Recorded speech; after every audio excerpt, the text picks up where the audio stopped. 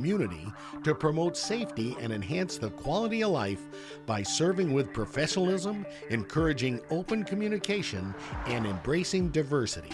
Engaged. Partnering with our citizens and involved in our community. Progressive. Embracing innovative strategies while maintaining proven practices. Dedicated. Serving with integrity and professionalism.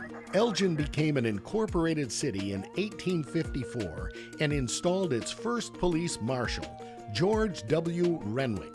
Over the years, the title of the head law enforcement officer changed from marshal to chief. And although the role has expanded, one duty has remained consistent: to ensure law and order for the citizens of Elgin. It's time now for Fridays with the Finest, featuring Elgin's current police chief, Anna Lalley, on Elgin's hometown radio station since 1949, WRMN AM 1410 and 96.7 FM. Negative K, nothing further, just take Camby in the corner.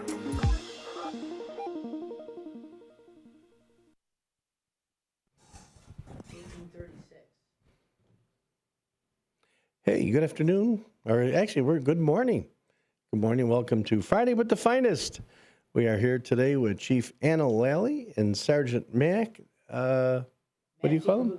Matt Jacob. Sergeant Bucci. Sergeant. Make it just Bucci. Just Bucci. We're going to call him Bucci today. I appreciate it. Thanks for having There me. you go. But we got both of them in the studio today. Going to have a great show. So go ahead, Chief. It's all yours. Yes. Well, hey, We're how are just you here to doing? run the board. I'm doing great. What Good. about Good. you? Very good. Thank you. Good. So, Good to hear it.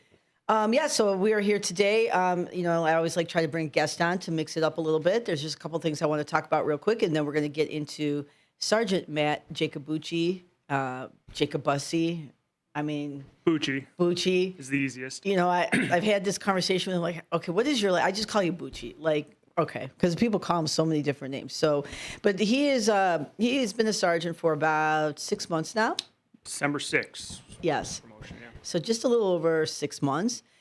And Congratulations. yeah, Thank you. and I wanted him. He used to be in our training division as running our training office, and so did a really great job there and gets promoted. And now he's on to the next part of his career. And so brought on Matt to talk a little bit about what's it like to be a brand new sergeant. The difference between being an officer to a sergeant. You're still kind of in this beginning phase. So I think it's always good that the community hears, and also sees people that are going to be in the organization for quite some time. So Matt has about 80 years to work in this department.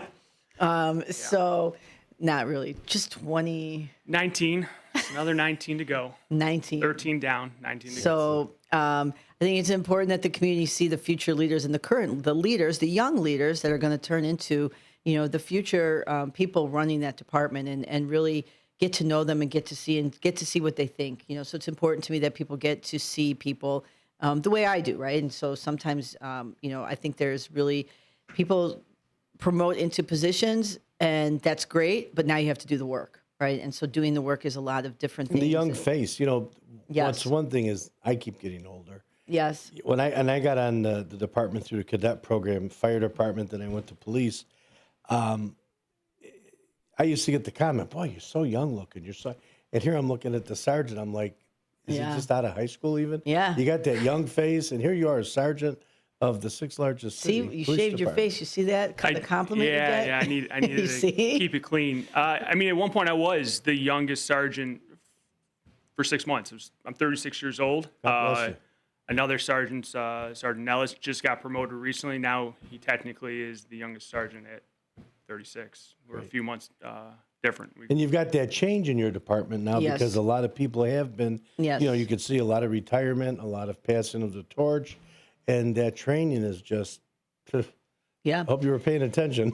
and that's the thing too, like when Matt talks about he was, now there's another sergeant, Sergeant Ryan Ellis is the youngest sergeant. So, when you go back and you look at, I've been a supervisor, I've been hired in 1996, I became a sergeant in 2007. So I was 31, 32 years old when I became a sergeant, right? So, I was a commander when I was 36 years old. And obviously, that kind of, a third of my career, well, 2/3 of my career, I've been in a supervisory position. So, there's only a few of us in the department that have that experience, and it's important for me to pass that on to the next generation of leaders. We I was just at Boston. I flew out to Boston. I go and speak to something called Senior Management Institute of Policing. It's at Boston University. It's through PERF, and they have about 100 people in the class, and these are up and coming people who want to be police chiefs and from all over. So I was on a panel with the Boston Police Commissioner, the Louisville Police Chief, and so sitting there and really, it's important to me that I remember sitting in that class almost 10 years ago and listening to police chiefs and All the the advice speakers, and, right. and stuff. And it's like, if you really take the time to hear what people are saying and listen and learn from their experiences and be open to that. Because a lot of times people promote and they think, I got this figured out. And they fail miserably because their ego doesn't allow them to, have Keep learning and keep conversations, to keep listening. learning and to literally tell people and ask people like, hey, you did this at one point. Like, how did you get through some of this stuff? So sometimes people are very forward and they'll come and ask you, and I truly appreciate that. And then sometimes people are, you have to reach out to them and hopefully give them that mentorship. So, so let's start, Matt. All right, tell us a little bit about who you are, where you're from, what you did in your career, and then talk a little bit about your time in training, and then maybe how that prepared you a little bit for now your new role here. Yeah, no problem. So I grew up in Cary, so just north of here. Didn't really know about Elgin until I started testing for police agencies. I got hired when I was 23, and spent my first 7 years on patrol. I was an FTO fairly early on, did that for 5 years, and then got afforded the opportunity to land up in the training division when now Lieutenant Zirk got promoted. So the last 4 years I was in training, which was a great experience because it really showed you the big picture of the department. It's a unique position. I was kind of an island. You're the only officer, and then when I got up there, we actually had a sergeant, which was brand new. Never used to have a supervisor in that position. So it was myself and actually Sergeant Lalley for 4 years. So it was a unique experience because you worked a lot with administration. You did a lot of things the normal officer probably wouldn't do on a daily basis. So it really showed you how the department operated, and I think it gave me now, being a sergeant, gave me a kind of a leg up, at least with the administrative aspect, because it wasn't the first time I was seeing it. I understood the process, so it made that transition a little bit easier. Now it's just doing the job. Now I'm back on patrol, and honestly, the hardest thing out the gate was getting that radio ear. Because you don't really listen to the radio too much up in training unless you're on, I do a couple other things within the department to give a little context. So ESD, which I'm sure you guys have talked about on the show before, SWAT. So, but, getting back, listening to calls for service and really, hearing what's going on within the city was probably my biggest. That took a couple days to like, oh, I got to get back to the It's a how it rhythm was. and a vibe to it. Oh, absolutely, Forth, right? absolutely. It's a lost art, but you pick it up very quickly. Sure. And now, like I said, about 6-7 months on, and it's just like being back to normal. So Yeah, so I think that's like what he just said too.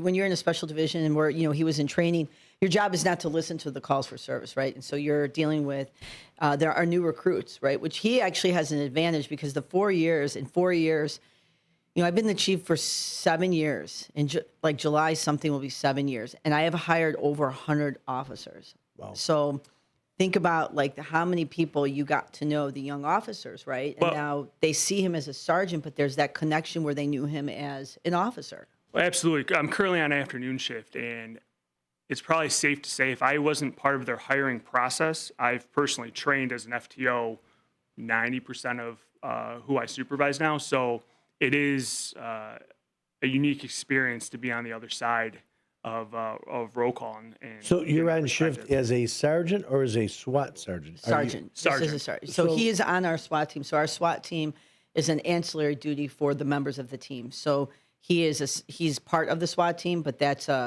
if we need it. Right. Yeah. Correct. Yeah, my main responsibility and duty is afternoon shift patrol. And there's obviously someone in charge of SWAT. Although you maintain the sergeant rank and everything like that, you're not necessarily sergeant on the SWAT. No. It's depending on the day, I could potentially, in the situation, sometimes I'm a TL, which is a team leader. Sometimes I'm an ATL. I got you. I've been on for 8 years, so I do have some experience within that realm. But SWAT is overseen technically by the deputy chief, Deputy Chief Schussler, but the team is ran by Sergeant Lalley. Yeah, very interesting. That's Yeah. why I'm asking. So, part of it too is like when you become a sergeant, right? So let's say this in your first 6 months. So when Matt talks about when you're in that training position, it's very unique because you get to work with administration. So, Matt would quite often be, up in the admin office working with us on whether it's training for the department or things going on with officers or young officers or hiring or recruiting. And I think the advantage to that is that, he gets to see kind of how the things actually work, right? There's this, I think, misnomer of, admin is up there and they're, this and this. It's like, it's completely not like that. So anytime people come up and get to kind of see like actually what we do and how we're doing it, we're so busy, we're running this, we got this going on. So I think when people promote from that position, it absolutely gives them a different perspective because they've known the commanders, right? They've worked with the chief. So, it's not hard for Matt to come up and say, Anna, he wants not going to say Anna, he'll say chief, right? But hey, this is going on, like what's going on with this, right? Because you develop that relationship. And I tell all young new supervisors, the best thing that you can do is build relationships. That is the thing that makes people successful in supervisory careers. That's one of the things. And a lot of times people have a barrier to that, right? You don't believe what I believe philosophically. You don't believe what I think, right? Or, you don't have the same work ethic as me. Or, and I'm talking not just inside the organization, but outside, more importantly, outside the organization, right? So when you build those relationships with people in the community that are so different than you, and we've gone through a lot in the police department over the past 5-6 years, and really, this is one thing I've told young officers, young supervisors. One day there's not going to be people in here that have all these relationships. It's on you guys now to build those relationships because quite often people will just call and something gets handled because they know me, right? Hey, blah blah blah, got it, this and that. But there's also it's not even just the knowing, it's the building trust. Right. They have to know that you truly have the best intentions of the community, the people, even if sometimes that puts you on a little bit of an island. Having the position sometimes isn't it. It's having the wisdom and having the relationship. Yes. Like you're saying, that You the gotta people earn it. knows. Yes. Correct. They went there. I went to the right person. I know I'm going to get a good answer. Yes. And the position, right? You get positional authority, right? You're a sergeant. People, they have to listen to what you say. Respect the badge. But there's also, that's great. But how is it that you're working with people who are, diametrically opposed to what you may think and believe? So, Matt, your first 6 months, right? Minus listening to the radio, because now you have to listen to the radio, but more on a deeper level, like more on a, like more of, what was it the thing that maybe you still, what was shocking to you or like, wow, okay, I kind of didn't expect that. What was something, and that maybe that you're still thinking about or working on or, being more reflective in terms of like, where you are now? I mean, I think it's just the totality of the responsibility. Coming from training, I did do a lot of the admin stuff with managing schedules, people's, schedules and what they were supposed to do for a daily basis, especially because you're dealing with all the new hires. So that kind of came natural. I think it's just I had an incident recently, and I won't say names or anything, but we had an officer get hurt, and he's fine. But ended up going to the hospital, and I had to make that call to his family, saying, he wanted me to call and say, hey, just let him know I'm okay. And I think that moment's when it kind of hit home. That's my responsibility. I went to that call that he got injured on, and and it was a lot. It was just the gravity of, hey, what could I have done differently if I would have made a different call here and there? Granted, how it played out, it would have happened probably the same way, but calling his parents to let them know, hey, your son's in the hospital, he's fine. But that's when it hit home in terms of, hey, the buck ends with you.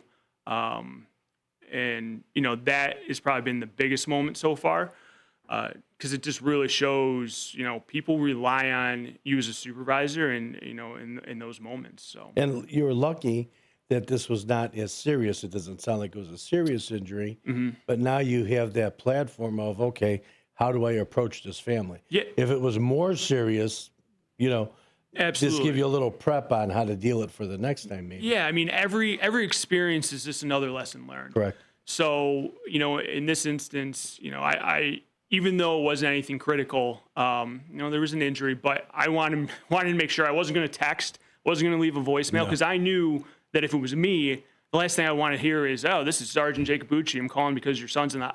You don't want to hear that. Right. So I wanted to make sure, if not in person, make sure you get them on the phone and clearly say, "Hey, they're fine." Lead with that, and then go from there. And it's just those moments that give you that experience, and learned a lot from that that incident. That's great. And I think when you talks about, that's one of the things when you become a supervisor, people rely on you, right? And that's one of the things you have to, if you're not, at peace with yourself, right? If you're not good with yourself, with your life, I think back, the past 7 years and some of the stuff, whether it was protests, officer involved shooting, COVID, all this stuff, votes of no confidence, all these crazy things, right? Like, and I will tell you, because a lot of people, I just had a conversation with a person at this school, and they're going through something, and they asked me, like, how did you kind of get through that? And it's very simple. You have to be grounded in who you are as a person, and you have to be, understanding of your position. But it also goes back to, you have to have a great foundation of who you are in life, right? And the people that you surround yourself and the things that you do, and seeing the bigger picture of the world, and, and be grounded, because people rely on you. You can't give advice to an officer if your life is a mess. I can't say it any other way, because you can't dedicate your time and your energy. And really, truly, if someone comes to you and they say, I have this problem, and it's happened to me thousands of times in my supervisory career. Some are very little, some are very big. I have this issue, or this is going on. And when you sit there, if I'm thinking in my mind, well, I got this going on, I got this going on, this is like, you can't truly focus on the person and say, okay, like, tell me what it is. All right, right? And truly try to be support and help. So you got to take care of yourself, right? You got to take care of your life, and that's not to say people don't have problems. I get that, but it's also how you deal with problems. And the older you get, things don't become that big of a deal, right? Like I mean, I'm older than Matt, only by like a year, so so you don't really, the things that I look back at when I was a young sergeant, and I was like, man, that really didn't matter, right? Like because I have the opportunity now to see 17, 18 years of supervisory experience where you're just like, that's like, so a lot of times people will come to me and I'm just like, that's not a big deal. And they're kind of like, it's off-putting, like, aren't you like stressed out about it? Nope, we'll be fine. We're going to handle it. We'll be fine. But as a young sergeant now, new to the sergeant position, here you had this moment that was your, hey, you know what? This is my crew. Exactly. I'm like in a platoon in the Army. These are my people. I have to stand for these people. Now, whether it's good or bad messages to be delivered, or teaching them, or being, which way we're going to approach the situation. So that's kind of a good thing for you to early on get this, so you can reflect on and how to even make it better. Oh yeah, I mean, any of those. It doesn't even have to be an injury but any critical incident. I think throughout my entire career, I always think back. It's you learn so much from it, and if you don't reflect, and you don't want to get sucked into it, and now you're paralyzed from it. You learn from it, you move forward, and I use those incidents and learn a lot. What can I do better? What can I do differently? How can I improve? And without those experiences, you're not really going to grow. But there's a lot of responsibility, and but I like the challenge. 4 years in training. Yeah. Is 4 years in training. On the street, it's nuance every single day that you have to blend that book learning into real life. Yeah, absolutely. And that's the blend, right? Yeah, I mean, absolutely. And we're, working for the city of Elgin, we kind of have a great opportunity here to learn quickly, because we are big, right? You said it earlier, we're the 6th largest police agency in Illinois. So what we see and experience in a year might be for some small agencies, 10 years. Right. So you do learn very quickly. The curve is here. We have 22 sergeants, and it's a unique time, because we're a young department and we're young in a sense of supervisory experience, even though all the supervisors, have lots of years on. But within the new roles of sergeants or lieutenants, I mean, it's probably fair to say there's not many with more than 5 years. So it's a growing phase, which is a fun part to. It's fun to be a part of because you're starting kind of from the ground up. And because I have so long here, which is good, I enjoy it. You really get to see it from the start and to the finish. So Huge responsibility. Yeah, and I think the part too is like what Matt just said is like having the number one, like constantly wanting to get better, constantly wanting to grow, constantly wanting to learn. I think no matter where you are, what position, brand new sergeant, brand new lieutenant, brand new officer, chief, whatever it is, there's always an opportunity to learn, right? So even as I, will sit and talk with young sergeants or lieutenants or commanders, and that's a two-way conversation because there's stuff that it's I'm hearing some of the things that they're saying and saying, maybe I need to do a better job with this, or maybe the department should be doing this. Like, it doesn't stop. I think if you get into that mindset where you don't think of, or, being inquisitive, and if you get out of that mindset and where you just think you know everything, and I've seen it. I've seen young supervisors, and, it's good to have confidence, right? I'm a huge proponent of confidence, but it's the quiet confidence, right? It's the person that walks into the room and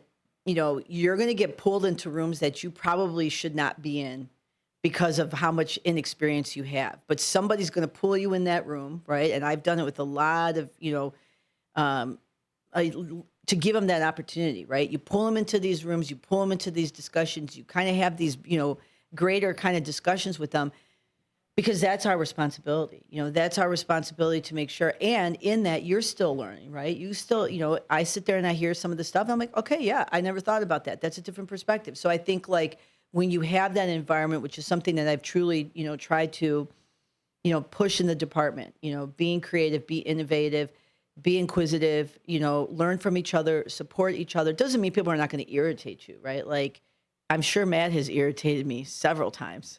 over the last 4+ years, yeah, sure. And vice versa. We'll keep it real, right? But I think the number one thing I truly appreciate about him is that, when we have those conversations, they're great because you can tell he's like literally he's listening, and I'm listening to him, right? Like and thinking, okay, that's different, or maybe I should think a little bit about that. So, what has been 6 months, right? So that's a great kind of example of like the responsibility that you do have, and again, the relationships, right? And how you deliver the news and how you deliver it. And, the details matter, right? So making sure you're not texting and you're not, right? You're calling this person. So what has been one of the like best things, like a good example, something that you were like, you kind of walked out of the situation and you were like, hey, I'm actually doing this sergeant thing. Like where you felt like, hey, I'm not like, it's not a TV show. I'm not pretending. Yeah, I think it's when the officers have their wins on the street. You kind of you have a sense of pride in that, especially the younger officers, the ones maybe with 18 months on. And I'm a big proponent of guidance instead of just giving them the answer. And I think when you see them come to those conclusions, granted, maybe it takes a little bit more time just because they don't have the experience to draw upon. I think that's the pride moments within the job. When you see them doing well, I like to think that you got to be doing something well, because we do a lot of training. We have a lot of discussions, formal and informal, and you can see they're all hungry to learn and to work. And when you see them doing well, I think those are those prideful moments of, okay, it's starting to stick. I mean, them winning is me winning. And it has to feel good. You were in the training division for what you said, 4 years. Yeah. So some of these guys, men and women that you've worked with, you've watched them excel. And It's like you say, they got it. Yeah. They're finally catching on, which is neat. Yeah. It's got to be gratifying. Absolutely. I would think it would be. Yeah, that is like a great, yes. I mean, that's a great moment when you see people that you've, had great discussions with, and you've given them some guidance, some mentorship, some conversations, and then you see them do something and make a decision, and they come back and they tell you, and you're like, yes, right? Like that's the return you give in this career. I've worked, with a lot of people, and, I will tell you sometimes, people are very competitive. I'll just say that. and they don't want to do for others what was never done for them because they feel like people have to earn it. I think that is the absolutely wrong type of mindset to have. It's if I send this person to this class, or if I give this person this opportunity, now this person becomes a threat to me, right? And I've never adhered to that. To me, it's always been like, all right, what do you aspire to do, and how can I help you? Now, granted, you have to earn it. Granted, you have to have the intellect. You have to have the skills. You have to have the knowledge. I can support. I can guide. I can mentor.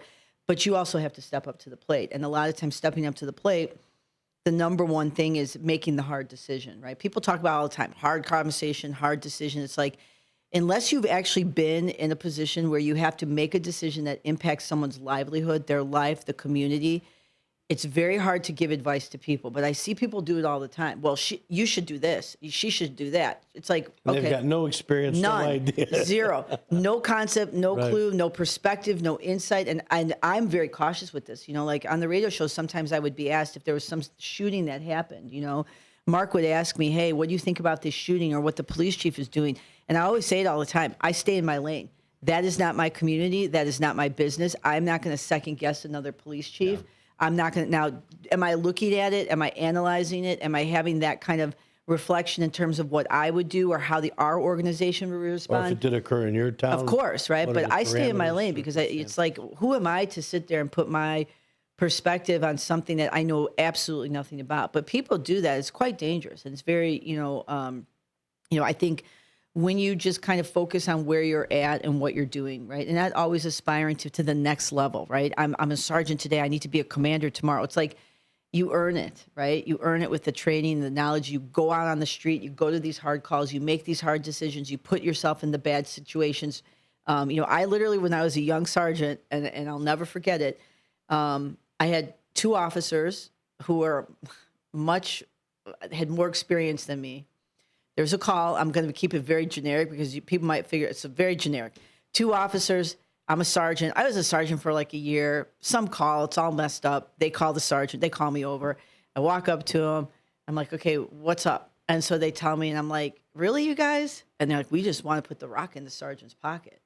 And I was like, give me the rock. Give me the boulder. Give me the whole entire, I got it. Just give it to me. I got it. Like, to me, that was just like, there's no leadership in that, right? Like, I got it. I'm not afraid. I'll figure it out, right? Like, I'll call who I need to. I'll find the answer. I'm smart enough to know, but I see a lot of times young supervisors, they're like, oh, I don't want to, because then I'm going to be on an island. When you reveal to people what you believe, what you think, your why, everything, you are now, you expose yourself. That's right. But yeah, well, you're free, but you also expose yourself, right? People know what you believe. They know what you think. There's, and you talk about it. I'm very, open about what I believe, what I think. And you expose yourself to critics, right? And the thing is, the critics are going to be your best people to motivate you, right? And that's going to also keep that balance between checking your ego and making sure you're doing things for the right reasons. So, all right. Matt, talk a little bit about, we have a couple minutes here left. So before you do go, say hello to anyone you want to say hello to so you don't get in trouble if you have to do that. Oh, Okay. I don't know. I was saying a little earlier, I had my wife and son, they're out in Michigan visiting friends. They may be watching on Facebook. So hello. I think my dad's probably listening. He is an avid AM radio listener. So We I know love it's going him. to be on. There you Yeah, go. there you go. So what would you tell? So I had Sergeant Will Eusitis was on the show about a month or two ago, right? And so Will, brand new sergeant too. So, what would you tell somebody who a brand new, you're just in this supervisory career, right? 10 years from now, who knows? Commander Bucci, Chief Bucci, who knows what's going to happen, right? But what would you tell somebody as a young supervisor to inspire them, to mentor them, to guide them? Like, even though you have, you're 6 years on, but there's still a lot of stuff in that 6 months. Like, what would be your piece of advice to someone? What would be a piece of your wisdom that you would share to help inspire somebody else? Trying to be a supervisor. Yes. I think for me, it's just maybe little tips here and there, like keeping your ego in check, knowing that you don't know everything. You should never be thinking like that. It's almost as a new officer, you almost want to stay. You don't want to stay quiet. I mean, when you want to talk and you have something good to say or a good perspective or something important, you need to be vocal about it. But there's a time to listen and there's a time to act. And I think it's just recognizing when those moments are can really help you. I mean, every day is a learning experience, and you learn from your failures, move on, don't get drowned in them because they're going to happen every single day. And you just keep growing. Each day is different, but it's a privilege to be a supervisor, especially in the city of Elgin with this department. So. All right. Well, Bucci, you're doing a great job. He is one of Elgin's finest. He's got a great career ahead of him. And minus, he's a really nice guy too. So that always is that's a nice little benefit too as well. Nice to meet you, Sergeant Matt. We're going to call him Bucci. Just call him Sergeant Bucci. Just as simple. Yeah. So Thank you for having me. We're glad you're out on the streets with us, and thank you very much for all you do, Chief. Yep. So thank you, Matt, Fridays for with what the you do. Finest. Thank you. Thank you very much. You're listening to WRMN 1410, Everyone have a safe weekend. and we'll be here next week with Chief Anna Lalley. Thank you. Thanks.